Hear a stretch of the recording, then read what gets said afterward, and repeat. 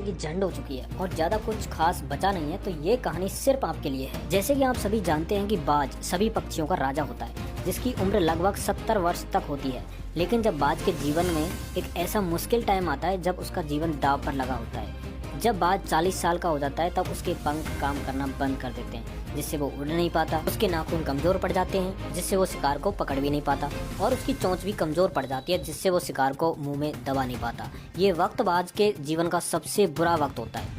बाज के पास दो ही ऑप्शन होते हैं। पहला कि बाज खुद को बूढ़ा घोषित कर दे और अपने आप का मरने का इंतजार करे, और दूसरा ऑप्शन ये है कि वो अपने पंख, चोंच और नाखून तोड़ दे।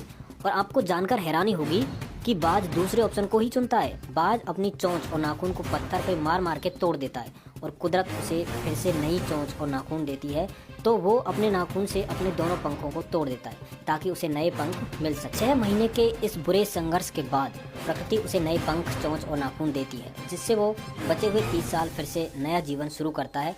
इस 6 महीने में बाज को बेहद तकलीफ होती है, उसके शरीर से खून आने लगता है, लेकिन वो फिर भी हिम्मत नहीं हारता, क्योंकि वो जानता है कि ये 6 महीने का दर्द आने वाले 30 साल तक उसकी ताकत बनकर उसके साथ रहेगा। बाज के इस जीवन से हमें कुछ बातें सीखने को भी मिलती हैं। जैसे पहली सीख है, यदि जीवन में खराब समय आ गया है, सब कुछ बर्बाद हो चुका है, तो उसके लिए रोने का कोई मतलब नहीं है, कोई सेंस नहीं है। अपनी खराब सिचुएशन को एक्सेप्ट कीजिए और पूरी जान लगाकर कोई दूसरी शुरुआत कीजिए, जिससे आपका जीवन बेहतर हो सके। क्योंकि एक बात को लेकर आप कितने भी साल बैठे रहिए, यदि आप उसे बदल नहीं सकते, उसे प्यार से एक्सेप्ट कर लीजिए। दूसरी सीख ये मिलती है कि एक बार यदि आप अपने काम में कुछ साल बेहतर करके दर्द सह लोगे, तो आने वाले समय में वही दर्द आपकी सबसे बड़ी ताकत बनेगा।